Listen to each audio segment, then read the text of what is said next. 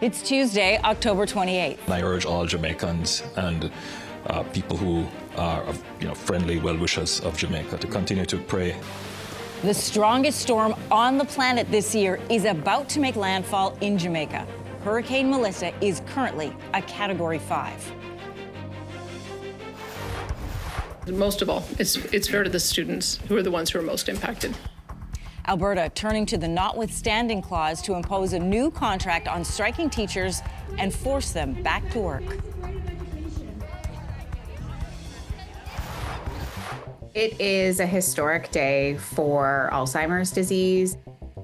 A drug that slows the progression of Alzheimer's is now approved by Health Canada, but it comes with a serious side effect and at a hefty cost. High fly to center. Varsho back. Game over.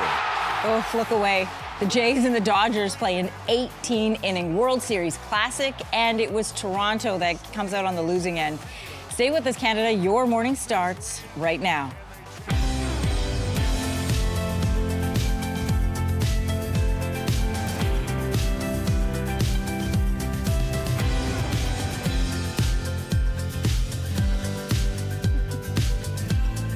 Oh, good morning, Canada, and good morning to the Jays fans who stayed up to watch the top of this show. Welcome to your morning. I'm Anne-Marie Mediwake. No, I think they're in bed. I'm pretty sure that was like a lights out moment. Oh my gosh. That was only 3 hours ago that the game ended. The fact that my alarm went off and the game was still going I know. this morning says something. That was unbelievable. We obviously have so much coverage of that, but today is also a very busy day in terms of weather. Globally, right across the Caribbean, we are following Hurricane Melissa. Yeah, and we're so glad you're back to help us with this coverage. We're going to start there. Catastrophic and life-threatening Hurricane Melissa is now bearing down on Jamaica. This hurricane is being called the strongest storm on the planet this year. I don't believe there's any infrastructure within this region that could withstand a Category 5 storm, so there could be significant dislocation. Jamaica has not taken a direct hit from a hurricane in more than a decade. Here's something else to keep in mind. Jamaica has never felt the impact of a hurricane stronger than a Category 4 in recorded history. Melissa has been at Category 5 status for longer than 24 hours now. It seems to be getting stronger. The National Hurricane Center is warning of landslides, catastrophic flash flooding, and winds that may cause total structural failure. Winds have been recorded at 280 kilometers per hour. Parts of Jamaica could see nearly 80 centimeters of rain. This storm has already been blamed for 7 deaths in the northern Caribbean. And I'm going to show you now a rare look. This is inside the eye of the storm. Isn't this incredible? A U.S. Air Force Reserve crew, they're known as the Hurricane Hunters. They flew through the eye of Hurricane Melissa to collect data for the National Hurricane Center. It's unbelievable. Direct landfall of this storm has been delayed a bit, but it is expected to hit any time. After hitting Jamaica, it will impact Cuba, then head toward the Bahamas. But for more on where this storm is headed and the impact right now, let's head over to Kels.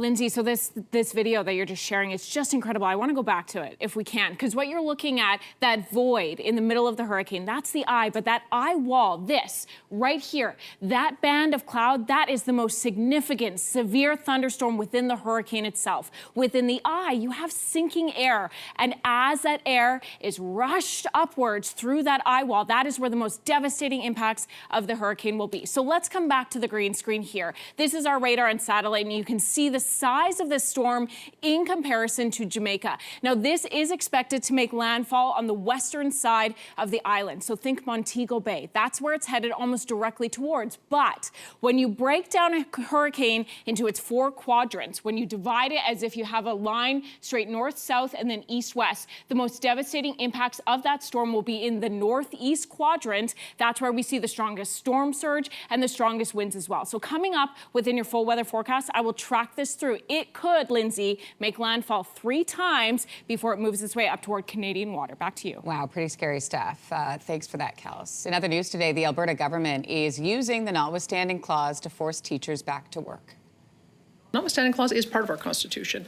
And part of the reason why it's there is that sometimes there are a lot of different interests that have to be mediated.